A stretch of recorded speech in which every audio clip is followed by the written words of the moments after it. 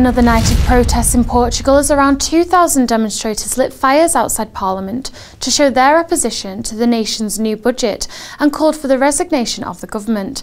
At the beginning of the week, new austerity measures were outlined for 2013, including tax rises and spending cuts. This budget, designed to meet the €78 billion bailout terms, is the harshest in recent history, and its main provisions have drawn criticism from labour unions, opposition parties and members of former governments, suggesting the further belt-tightening will have negative consequences for the middle classes and small companies. Income tax will go up by 4% to 13.2%. There will also be special social solidarity tax of 2.5% of income.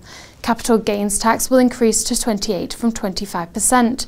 Finance Minister Vítor Gaspar also announced spending cuts worth €2.7 billion next year, including a 2% cut of public sector employees, freezing promotions and cutting benefits.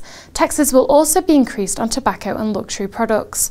The Finance Minister has argued following the strict conditions of the country's bailout terms is in the best interest of the nation and the country's only choice, stating, "The margin of manoeuvre for unilateral decisions is non-existent. A rejection of the 2013 budget would mean a rejection of the bailout programme. Asking for more time would lead us to a dictatorship of debt and to failure." Since the first announcements last month, public displays of discontent have shot up in the country, shedding light on political uncertainty and lack of consensus and support for the latest cuts. Jorge Cantiga Estigas, an economist at the Technical University of Lisbon, argued that any cuts would lead to a reduction in funds for education and welfare for Portuguese people, stating, "Portugal would never be able to cut its deficit and debt in a sustainable way without sharp cuts in how much it spends on education, health and the social welfare state in general. I think Portugal's bailout programme has an intrinsic problem, which is you can't fix a decade of overspending in 3 years."